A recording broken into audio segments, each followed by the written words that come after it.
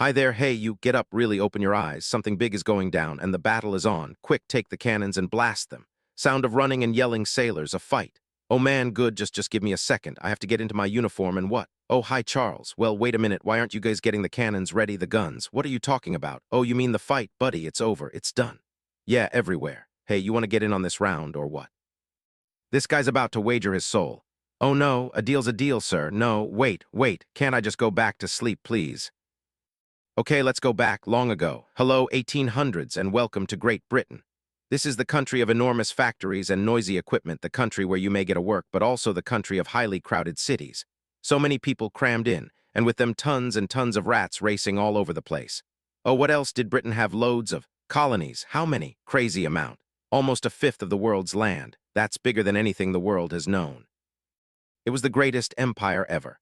And amid that great kingdom there existed an island, a little island called Zanzibar. It was located just off the coast of Tanzania. Zanzibar was then the principal commercial place over the Indian Ocean. It was a meeting point for buyers and sellers from Africa, India, and Asia. This made the island very valuable to the British in controlling trade with Africa. But it wasn't just for the island they wanted it. There was enslavement as well. No, don't get me wrong. The British didn't want slavery to begin. They wanted to stop it. By about 1800, Britain had a change of heart. Eventually, they thought it wasn't a very nice thing to do to break apart families and ship them over the ocean to work till they dropped dead. Then Britain talked to people who detested slavery, like Thomas Clarkson, Granville Sharp, and William Wilberforce. Britain decided slaves were human beings, too. They approved a law that made it illegal to own slaves anywhere in the British Empire. Meanwhile, the people of Britain sensed a new fire in their hearts. We will free the world from slavery and make every man, and maybe women later too, truly equal, they stated. Which brings us back to Zanzibar. It turns out that just because Britain got rid of slavery doesn't mean the local sultan and the many rich traders residing in Zanzibar did. Oh dear, they still owned slaves, and this was a tremendous dilemma for the British. Slavery is wicked and brutal. More importantly, it was against British law. Now, the simple solution is to go in and force every rich trader on the island to give up their major way of making money. So the island would no longer be breaking the law, but you know what? That would probably start a revolution. People would resist. There was a lot of bloodshed. Eek! And we don't want to accidentally start a war, do we? Which is where the second, less angry idea comes in. Enter Admiral Harry Rawson. He was the senior British naval officer at the Cape of Good Hope in southern Africa. That meant he was the boss of all the British ships around African countries. The idea is this: instead of outlawing slave trading on land, what if we merely deploy a few warships to patrol the waterways near East Africa and catch any slave ships before they even get close? That would kill the slave trade, but it wouldn't make the British look like the terrible ones who control everyone around. Sounds really sensible, honestly, doesn't it? But the local ruler is not going to be angry with that. If he could, he would. See, when the British colonized Zanzibar, it wasn't like they walked into the Sultan's gorgeous castle and said, "Hey, we want to start a colony here so we can get richer. Do you agree to this very unfair deal?" No, it was more like this. "Hi, Germany." "Oh no." Cough. "Oh, Great Britain. I hear you're trying to start colonies in Africa too." "Yes, my dear friend, tell you what, if you take this area of East Africa, I'll take this, and also this. Germany thinks really hard. If you say no, I will turn my enormous navy on you and make your life a living hell." War flashbacks. Not again. Help me. When will this end? I despise my work. I hope you fail one day. You know what? Very good point you have. Deal. Revenge is coming. Oh, hi there, Sultan Hamad bin Thuwaini. Now I own this island. Any gripes? Raised hand, you sure? Okay, cool then. But wait a minute, if the island was taken over by Britain, why is the Sultan still seated in his palace? Good question. The British kept the Sultan around to prevent another needless conflict. We definitely don't want anything like that, do we? So the local folks would think they were still being ruled by their same old slave-loving Sultan. But essentially, he was only a puppet, a doll with strings. The British were pulling the strings. As long as the local Sultan did what Britain told him to, nothing unpleasant would happen to him. And then he is gone. How did he die? Suddenly, which is a posh way of saying his cousin Khalid bin Bargash had poisoned him. A family member poisoned me. That is unprecedented in history. Actually, we have done many times. So now the Sultan is dead and Britain has lost its puppet. It's sad, but not quite sad enough to start a war. It's still a significant issue. Time to get a new Sultan. Now we have two options here. Choice number one, Hamad bin Mohammed. He loved Britain. He despised slavery, a good guy by the British standards. The second choice, Khalid bin Bargash. That's the same guy that poisoned his own relative, the last sultan. And he truly, really didn't like Britain. Why did Khalid detest Britain so? Well, when his father, the sultan before the poisoned one died, the British were faced with another alternative. A pro-British anti-slavery person, or Prince Khalid, who had slaves himself. Khalid was a prince, being the sole son of the late sultan. He believes that he should be the future sultan. But the British didn't think so. They preferred Hamad bin Thuwaini far more. Khalid was quite angry.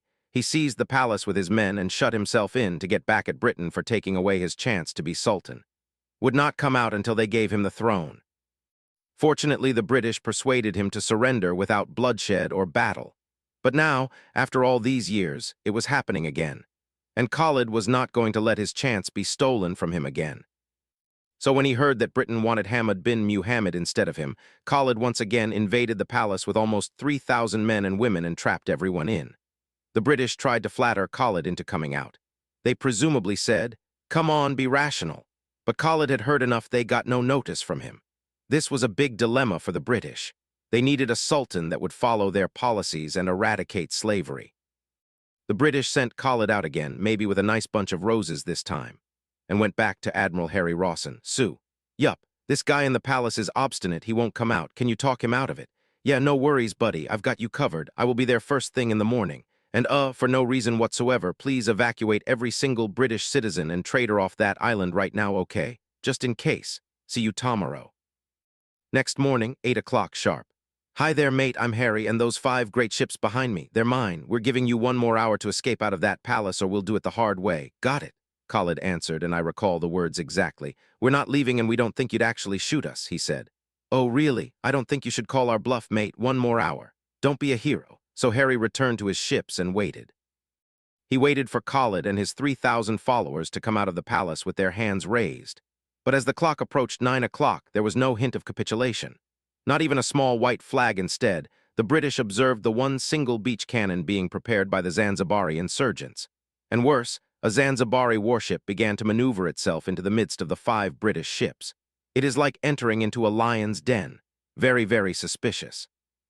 I wonder why they do that. Oh, hey, look at the time. Wartime. A couple of minutes after 9 o'clock, the 3 British gunboats, Raccoon, Thrush, and Sparrow, fired at the palace at the same time. Boom! Thrush's first shot hit and destroyed the single beach cannon the rebels possessed. Sort of like that. Absent, the 3,000 followers had prepared solid defenses within the palace, wooden barriers, sand bags, you name it, but the explosive shells ripped through them all. There were big fires everywhere. The castle was filled with thick black smoke, and thousands of people were stuck choking and coughing. 3 minutes after the firing started, the Zanzibaris' only warship opened fire on the large British cruiser on which Admiral Rawson was standing. But here was the problem. Their guns were really, really old. Like very old, and they weren't that skilled either. They could not even make a dent in the solid metal hull of the British ship. It was the British ship St. George that responded. 4 shots. That was all it required. The Zanzibari man-o-war went down to the bottom of the sea. A few minutes later, 2 small steamboats attempted to attack the British cruiser Thrush. But get this, they attacked with guns, little guns, the sort you use to shoot people, not sink ships. What were they thinking? They were taken care of extremely swiftly, too. That was the end of all Zanzibar's naval forces. Then there came a half hour of straight, uninterrupted blasts. More than 500 explosive shells were poured on the palace. Finally, one courageous or desperate Zanzibari climbed up on the roof of the palace and hauled down the rebel flag. And just like that, the war was over. Yes, the whole fight lasted 38 minutes, the shortest war in all of human history. Let that set in. 38 minutes. That's shorter than most school holidays. On the Zanzibari side, more than 500 were killed or wounded. British side, 1 sailor was injured. And many say he probably dropped a huge artillery shell on his own foot by mistake. That's all. In the end, the Anglo-Zanzibar War was the shortest and most one-sided battle of all time. But what about Khalid? The guy who initiated all this? What happened to him? Well, he rushed off like a coward. He grabbed his rich friends and ran after 5 minutes of bombardment, barely 5 minutes. He took refuge in the German embassy. He abandoned his 3,000 followers to die alone in a flaming palace. Dude, not at all cool. Khalid escaped to the German part of Africa after the war and continued to lead a good life. Then, in the First World War, the Allies, Britain and its friends, caught him while they were liberating African lands from the Germans, and maybe also capturing a bit of land for themselves, let's be honest. Khalid was exiled to the same isolated island as Napoleon Bonaparte. Can you believe that?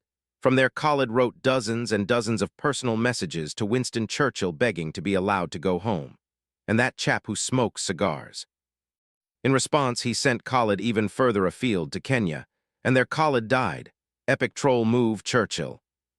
Anyway, 20 minutes after the conflict finished, Hamad bin Muhammad was the new sultan. Slavery was finished forever in Zanzibar. This is the weird, wild, 38-minute war that killed far, far too many people, all because of one stubborn guy who wouldn't leave a palace. So next time someone urges you to wake up and man the cannons, just go back to sleep.